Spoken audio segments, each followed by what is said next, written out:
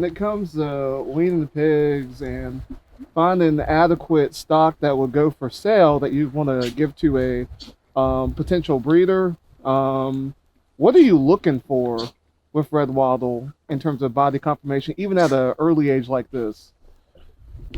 I believe that your best pairing is where you should start with selecting your breeding stock.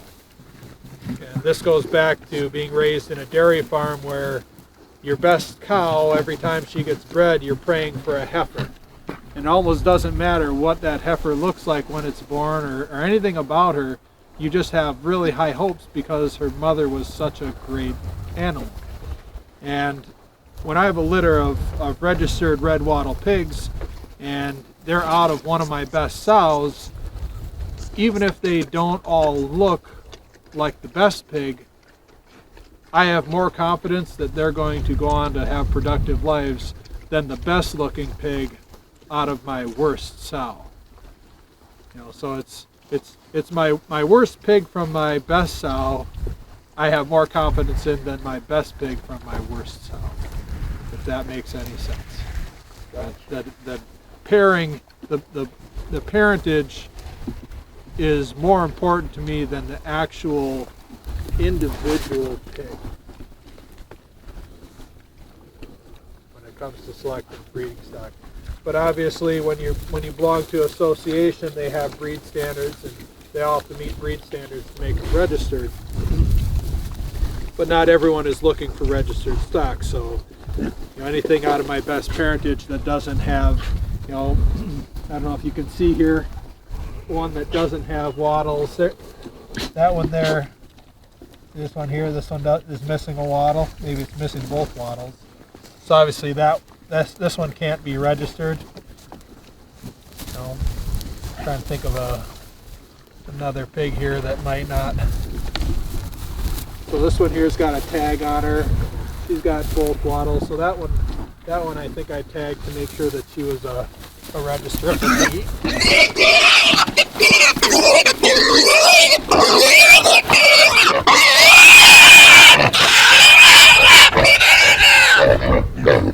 All right, did you get that on film? Yeah, sure did. All right, so this is a good sized pig, but you can see he's got two wattles on him.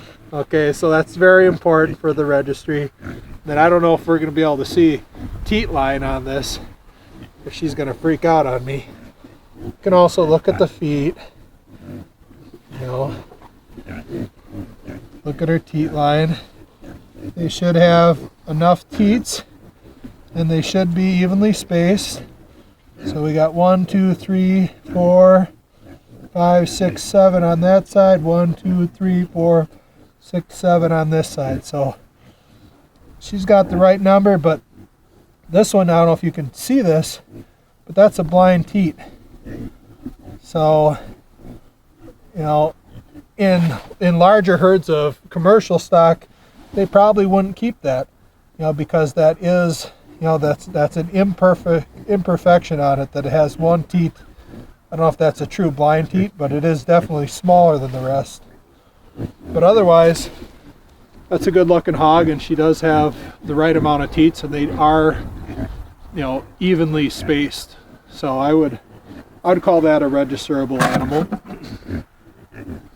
I know even with let's say the pig that didn't have any wattles, do you feel like there's a difference between having that breed standard versus that breed description?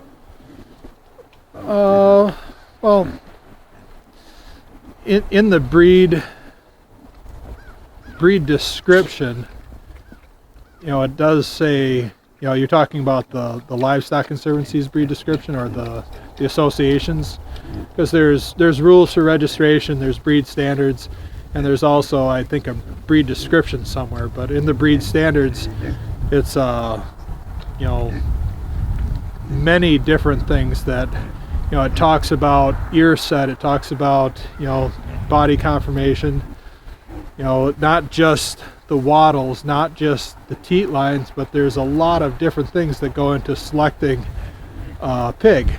And for any pig, they usually have kind of a card grading system where you rate your pig in all these different categories, and then you give it a score. And depending on how selective you're being, you want the higher score pigs to be carried on. But obviously in a rare breed, and if you're a breeder that only has one sow, if you want to grow your herd, you're only going to have one litter to choose from at a time, which might only be 2 or 3 or even one gilt out of a litter. So if you want to grow your herd, you really don't have a lot of choice but to, kind of, I hate to say it, but you gotta be. Keep talking. I'll put a B-roll on that one.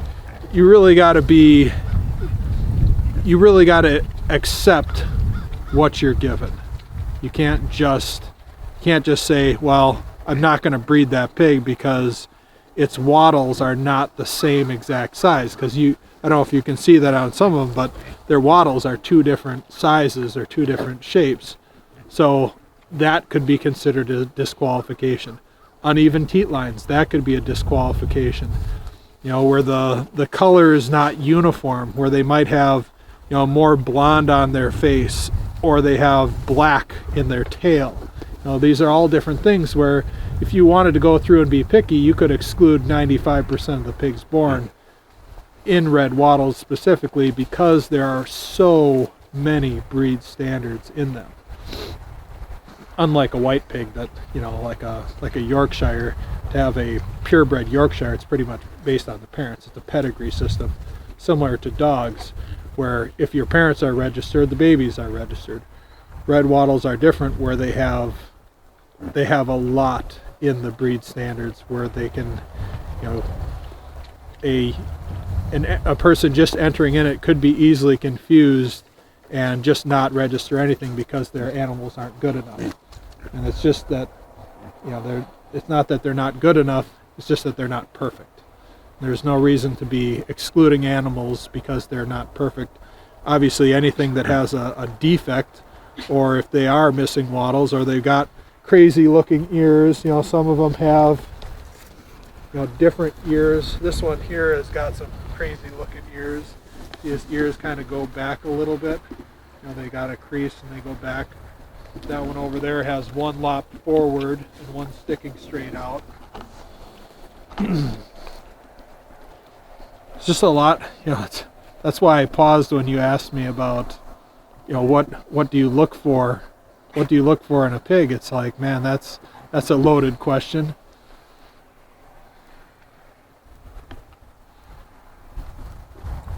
It seems like you had an answer for it, though.